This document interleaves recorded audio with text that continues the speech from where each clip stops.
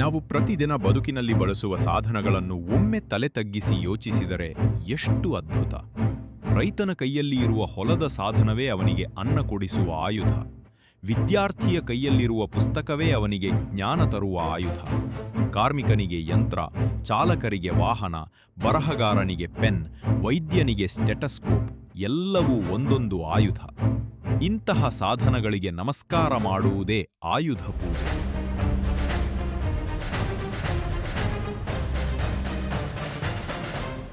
ಆದರೆ ಈ ಹಬ್ಬವನ್ನು ಏಕೆ ಆಚರಿಸಲಾಗುತ್ತದೆ?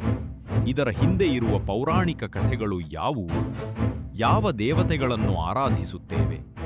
ಆಚರಿಸದೆ ಹೋದರೆ ಏನಾಗುತ್ತದೆ? ಹಬ್ಬವನ್ನು ಆಚರಿಸುವ ವಿಧಾನವೇನು? ಇವೆಲ್ಲವನ್ನೂ ಇಂದು ನಾವು ಆಳವಾಗಿ ತಿಳಿಯೋಣ.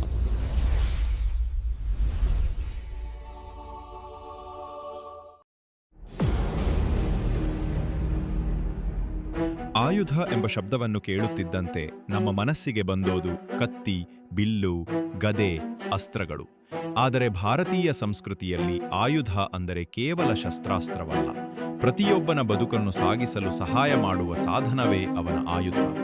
ರೈತನಿಗೆ ಕೊಡಲಿ, ಹೊಲದ ಲೋಹೋಪಕರಣಗಳು; ವಿದ್ಯಾರ್ಥಿಗೆ ಪುಸ್ತಕ, ಪೆನ್; ಸೈನಿಕನಿಗೆ ಗನ್, ಕತ್ತಿ; ಕಾರ್ಮಿಕನಿಗೆ ಯಂತ್ರೋಪಕರಣ; ಚಾಲಕರಿಗೆ ಬೈಕ್, ಕಾರ್, ಬಸ್. ಇವೆಲ್ಲವೂ ಆಯುಧ. ಪೂಜೆ ಅಂದರೆ ಆರಾಧನೆ. ಅಂದರೆ ಆಯುಧ ಪೂಜೆ ಎಂದರೆ ನಾವು ಬದುಕನ್ನು ಸಾಗಿಸಲು ಬಳಸುವ ಪ್ರತಿಯೊಂದು ಸಾಧನಕ್ಕೂ ದೇವರಂತೆ ಆರಾಧನೆ ಸಲ್ಲಿಸುವ ಹಬ್ಬ. ಇದು ದಸರೆಯ 9ನೇ ದಿನ ಅಂದರೆ ಮಹಾನವಮಿಯಂದು ಆಚರಿಸಲಾಗುತ್ತದೆ.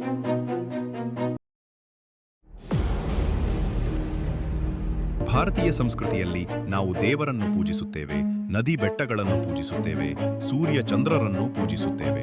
ಇದರ ಹಿನ್ನೆಲೆ ಏನು ಗೊತ್ತಾ?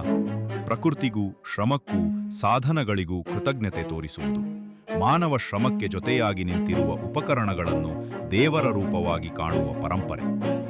ಆಯುಧ ಪೂಜೆಯ ದಿನ ಮಾತ್ರ ಅವುಗಳಿಗೆ ನಮಸ್ಕಾರ ಸಲ್ಲಿಸುವ ಮೂಲಕ ಧನ್ಯವಾದ ಹೇಳುತ್ತೇವೆ. ಇದು ಕೇವಲ ಧಾರ್ಮಿಕ ಆಚರಣೆ ಅಲ್ಲ, ಶ್ರಮದ ಮೌಲ್ಯವನ್ನು ಅರಿಯುವ ಹಬ್ಬ.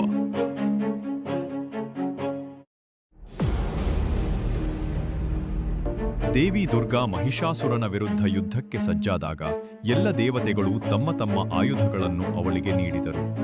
ವಿಷ್ಣುವಿನ ಚಕ್ರ, ಶಿವನ ತ್ರಿಶೂಲ, ಇಂದ್ರನ ವಜ್ರಾಯುಧ ಇವೆಲ್ಲವೂ ಅವಳ ಕೈಯಲ್ಲಿ ಶಕ್ತಿ ತುಂಬಿತು. ಆ ಶಸ್ತ್ರಾಸ್ತ್ರಗಳ ಸಹಾಯದಿಂದಲೇ ಅವಳು ಮಹಿಷಾಸುರನನ್ನು ಸಂಹರಿಸಿದಳು. ಆ ವಿಜಯವನ್ನು ಸ್ಮರಿಸುವುದಕ್ಕಾಗಿ ದೇವತೆಗಳ ಆಯುಧಗಳಿಗೂ ಆರಾಧನೆ ಸಲ್ಲಿಸಲಾಯಿತು. ಅದು ಮುಂದಿನ ಕಾಲದಲ್ಲಿ ಜನಸಾಮಾನ್ಯರ ಬದುಕಿಗೆ ಬಂದಾಗ ಪ್ರತಿಯೊಬ್ಬರೂ ತಮ್ಮ ತಮ್ಮ ಸಾಧನಗಳನ್ನು ಆರಾಧಿಸಲು ಪ್ರಾರಂಭಿಸಿದರು. ಮಹಾಭಾರತದ ಕಥೆಯಲ್ಲಿ ಪಾಂಡವರು ಅಜ್ಞಾತವಾಸಕ್ಕೆ ಹೋದಾಗ ತಮ್ಮ ಶಸ್ತ್ರಾಸ್ತ್ರಗಳನ್ನು ಶಮಿ ಮರದಲ್ಲಿ ಅಡಗಿಸಿದರು. ಅಜ್ಞಾತವಾಸ ಮುಗಿದ ದಿನ ವಿಜಯದಶಮಿ. ಆ ದಿನ ಅವರು ತಮ್ಮ ಆಯುಧಗಳನ್ನು ಮರಳಿ ಪಡೆದು ಅವುಗಳಿಗೆ ಪೂಜೆ ಸಲ್ಲಿಸಿ ಮತ್ತೆ ಯುದ್ಧಕ್ಕೆ ಮುಂದಾದರು. ಅಂದಿನಿಂದಲೇ ಶಮಿ ಮರ, ಆಯುಧ ಆರಾಧನೆ, ವಿಜಯದಶಮಿ ಇವೆಲ್ಲವೂ ಪರಂಪರೆಯಾಗಿಬಿಟ್ಟವು. ಆಯುಧ ಪೂಜೆಯಲ್ಲಿ ವಿಶೇಷವಾಗಿ 4 ದೇವತೆಗಳನ್ನು ಆರಾಧಿಸಲಾಗುತ್ತದೆ. ಗಣಪತಿ ವಿಘ್ನ ನಿವಾರಕ, ಸರಸ್ವತಿ ವಿದ್ಯೆ ಮತ್ತು ಜ್ಞಾನದ ದೇವಿ, ವಿಶ್ವಕರ್ಮ ವಾಸ್ತು, ಯಂತ್ರೋಪಕರಣ, ಕಲೆಗಳ ದೇವರು, ದುರ್ಗಾ ಚಾಮುಂಡೇಶ್ವರಿ ಶಕ್ತಿ ಮತ್ತು ವಿಜಯದ ಸಂಕೇತ. ಆಯುಧ ಪೂಜೆ ಮಾಡುವ ಕ್ರಮ ಸರಳ ಆದರೆ ಅರ್ಥಪೂರ್ಣ. ಬೆಳಗ್ಗೆ ಮನೆ, ಅಂಗಡಿ, ಕಾರ್ಖಾನೆ, ಶಾಲೆ ಎಲ್ಲೆಡೆ ಸಾಧನಗಳನ್ನು ಸ್ವಚ್ಛಗೊಳಿಸಲಾಗುತ್ತದೆ. ಅರಿಶಿನ, ಕುಂಕುಮ, ಅಕ್ಷತೆ, ಹೂಗಳಿಂದ ಅಲಂಕರಿಸಲಾಗುತ್ತದೆ. ವಾಹನಗಳ ಮುಂದೆ ನಿಂಬೆಹಣ್ಣು ಇಟ್ಟು ಅವುಗಳ ಮೇಲೆ ಹಾಯಿಸುವುದು, ತೆಂಗಿನಕಾಯಿ ಒಡೆಯುವುದು. ದೇವರ ವಿಗ್ರಹ ಅಥವಾ ಫೋಟೋವನ್ನು ಇಟ್ಟು ಗಣಪತಿ, ಸರಸ್ವತಿ, ದುರ್ಗಾದೇವಿಯ ಆರಾಧನೆ ಮಾಡುವುದು. ಆರತಿ ಮಾಡಿ ಸಿಹಿ ತಿಂಡಿ ತಯಾರಿಸಿ ಹಂಚಿಕೊಳ್ಳುವುದು. ಶಾಸ್ತ್ರಗಳಲ್ಲಿ ಆಯುಧ ಪೂಜೆಯನ್ನು ಮಾಡದೇ ಹೋದರೆ ಶಾಪ ಬರುತ್ತದೆ ಎಂಬಂತೆ ಕಟ್ಟುನಿಟ್ಟಿನ ಉಲ್ಲೇಖಗಳಿಲ್ಲ. ಆದರೆ ಜನಪದ ನಂಬಿಕೆಯಲ್ಲಿ ಪೂಜೆ ಮಾಡದೇ ಹೋದರೆ ಸಾಧನಗಳು ಸರಿಯಾಗಿ ಕೆಲಸ ಮಾಡುವುದಿಲ್ಲ, ಅವು ಹಾಳಾಗುತ್ತವೆ, ಕೆಲಸಗಳಲ್ಲಿ ಅಡಚಣೆ ಉಂಟಾಗುತ್ತದೆ ಎಂದು ಹೇಳುತ್ತಾರೆ. ಇದು ನಂಬಿಕೆ ಮಾತ್ರವಲ್ಲ, ಒಂದು ಸಂದೇಶವೂ ಹೌದು. ಅದೇನೆಂದರೆ ನಮ್ಮ ಜೀವನದಲ್ಲಿ ಸಹಾಯ ಮಾಡುವ ಸಾಧನಗಳನ್ನು ಕೇವಲ ಬಳಸುವುದಲ್ಲ, ಅವುಗಳಿಗೆ ಕೃತಜ್ಞತೆ ತೋರಿಸಬೇಕು. ಇದು ಭಯದ ಆಚರಣೆಯಲ್ಲ, ಧನ್ಯವಾದದ ಹಬ್ಬ. ಆಯುಧ ಪೂಜೆ ಅಂದರೆ ಕೇವಲ ಧಾರ್ಮಿಕ ವಿಧಿ ಮಾತ್ರವಲ್ಲ, ಇದು ಮಾನವೀಯ ಮೌಲ್ಯದ ಹಬ್ಬ.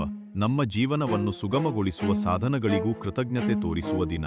ನಮ್ಮ ಪೂರ್ವಜರು ಹೇಳಿದ ಸಂದೇಶ ಸರಳ: ದೇವರನ್ನು ಭಯದಿಂದಲ್ಲ, ಧನ್ಯವಾದದಿಂದ ಪೂಜಿಸಬೇಕು.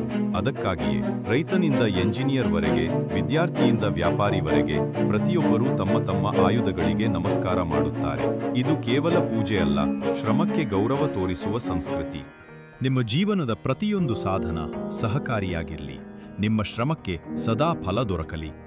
ಈ ಆಯುಧ ಪೂಜೆಯ ದಿನ ದೇವಿಯ ಆಶೀರ್ವಾದದಿಂದ ಆರೋಗ್ಯ, ಐಶ್ವರ್ಯ ಮತ್ತು ಯಶಸ್ಸು ನಿಮ್ಮ ಮನೆತನಕ್ಕೆ ಬರಲಿ. ಎಲ್ಲರಿಗೂ ಆಯುಧ ಪೂಜೆ ಹಾಗೂ ವಿಜಯದಶಮಿ ಹಬ್ಬದ ಹಾರ್ದಿಕ ಶುಭಾಶಯಗಳು. ಈ ವಿಡಿಯೋ ನಿಮಗೆ ಇಷ್ಟವಾದರೆ ಲೈಕ್ ಮಾಡಿ, ಶೇರ್ ಮಾಡಿ, ಕಾಮೆಂಟ್ ಮಾಡಿ ಮತ್ತು ಇಂತಹ ಇನ್ನಷ್ಟು ಧಾರ್ಮಿಕ, ಸಾಂಸ್ಕೃತಿಕ ಹಾಗೂ ಸಂಗೀತಮಯ ಕಾರ್ಯಕ್ರಮಗಳನ್ನು ಕೇಳಲು ನಮ್ಮ ದೇವಗಾನಲಹರಿ ಚಾನಲ್ಗೆ ಸಬ್ಸ್ಕ್ರೈಬ್ ಮಾಡಿ. ನಿಮ್ಮ ಪ್ರೋತ್ಸಾಹವೇ ನಮ್ಮ ಶಕ್ತಿ.